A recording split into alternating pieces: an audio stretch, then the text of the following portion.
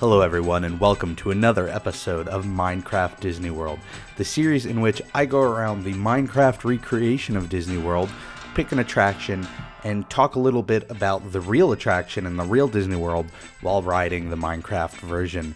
This week we're taking a look at a very famous ride. We're taking a look at the Haunted Mansion. Now this is a ride that has a big nostalgia factor for a lot of Disney fans.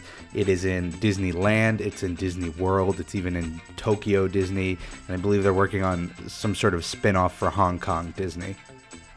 Now, there's a ton of history to this ride, so much so that I'm going to sort of keep this video brief and sort of skim over most of it, and then hopefully sometime soon in the future I could do a much longer video or even series on the Haunted Mansion that delves deeper into the history of the ride and tells you a little bit more about the specific illusions that they used and how it became what it was and what it started as. But for now, let's take a brief look at the Haunted Mansion. So, it's hard to actually talk about the Haunted Mansion in Disney World without talking a little bit about the Haunted Mansion in Disneyland. Now, the Disneyland version opened in August of 1969, while the Disney World version opened in October of 1971. So, the Disney World version technically did come later, but the rides are also virtually similar, or at least at the time of opening, they were virtually the same ride, because at that point, Disney World was under construction, and they knew they were going to put a Haunted Mansion there. So while they were building the components of the Haunted Mansion for Disneyland, they were actually building a duplicate of every piece that they would send over to Florida and build in the Disney World version of the Haunted Mansion. But the history of the Haunted Mansion goes so much beyond that. In fact, the Haunted Mansion was an idea that existed before Disneyland was even built. At the time, Harper Goff, who worked for Disney, was doing illustrations of Disneyland, and that was sort of the way that they were promoting it to people who would sponsor the rides and, get funding for it. And he had sketched into this illustration of Disneyland this haunted, twisted-looking mansion. And at that time, Walt had the idea of doing a walk-through Haunted Mansion. And he had it developed further by an Imagineer named Ken Anderson, who developed like this really run-down, rickety, creepy-looking haunted mansion. And Walt, at the time, decided that he didn't like the idea of a rundown building in the park, because you have to remember at this time Disneyland's main goal was that they wanted to break this sort of idea that a theme park or a amusement park were these dirty, untrustworthy places. So he wanted it to look nice. And so he had this well-known saying where he would say, "We'll take care of the outside and we'll let the ghosts take care of the inside."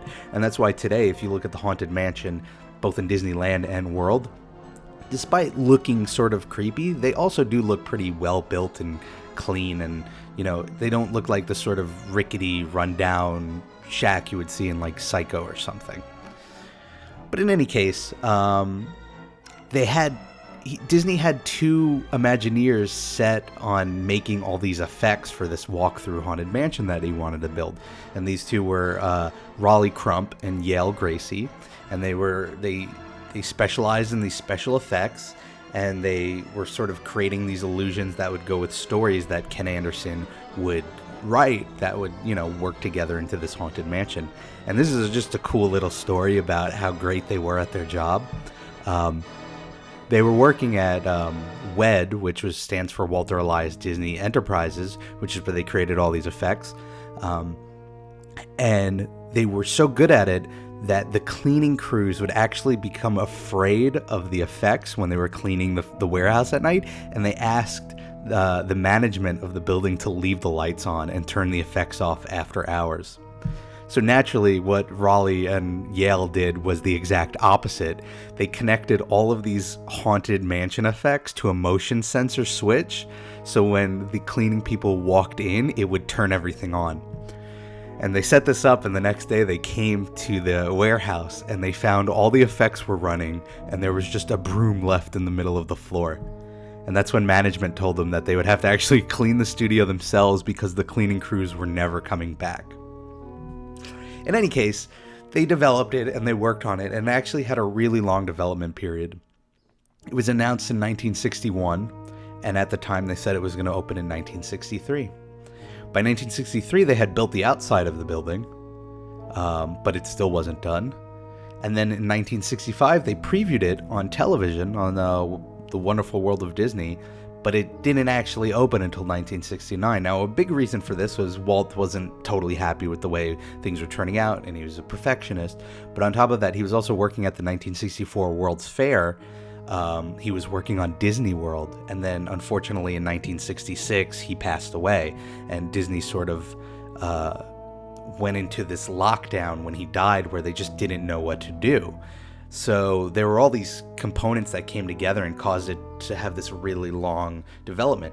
Luckily, by the time it was developed later in the 60s, they were able to replace the concept of a walk-through Haunted Mansion with an Omnimover system, which we've seen in other rides, which is the idea of just this long chain of vehicles that are always moving at the same pace so that you just have a constant addition and subtraction of guests on the ride.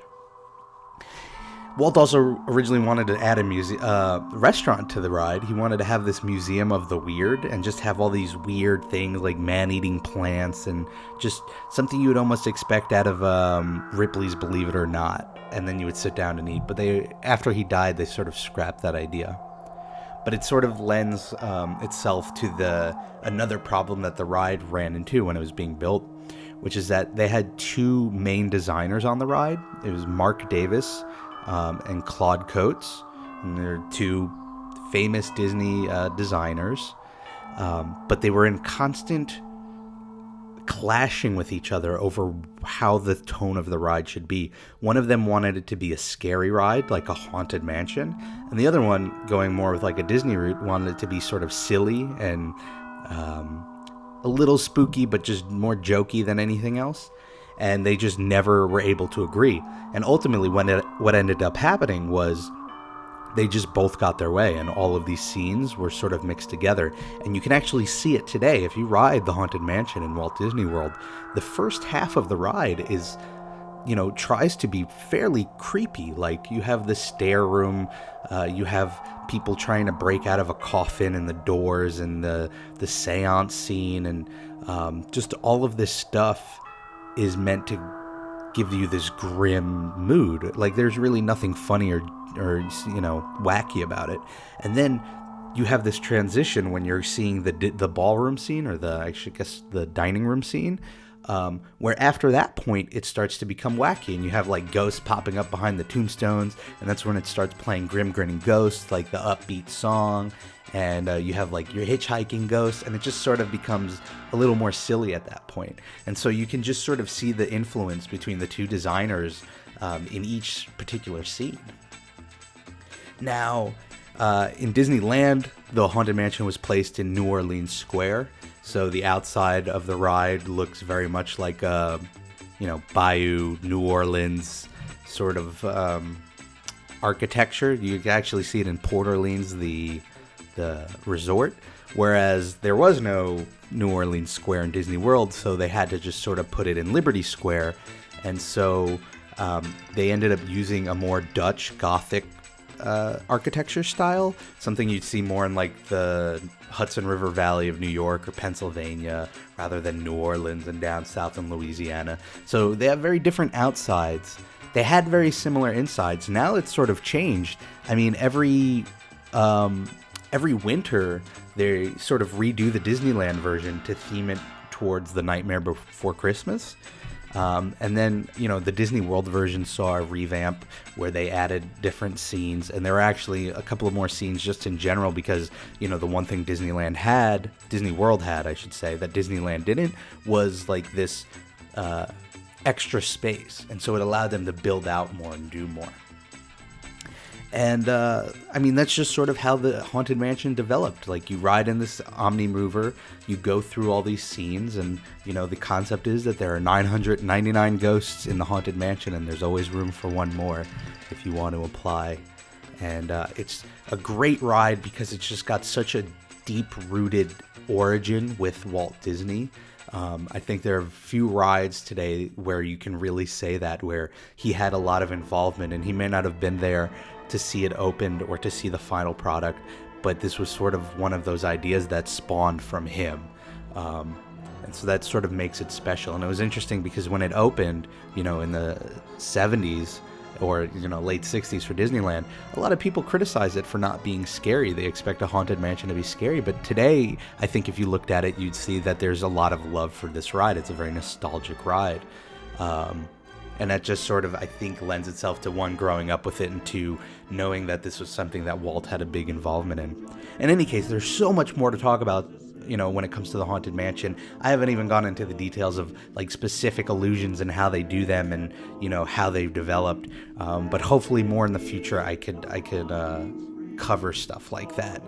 In any case, I hope you have a fantastic week, a fantastic weekend. Whatever you're doing, make the most of it. Next week, we'll pick another attraction at Walt Disney World. We'll ride through it. We'll talk a little bit about the history, and I hope to see you there. Bye, everyone.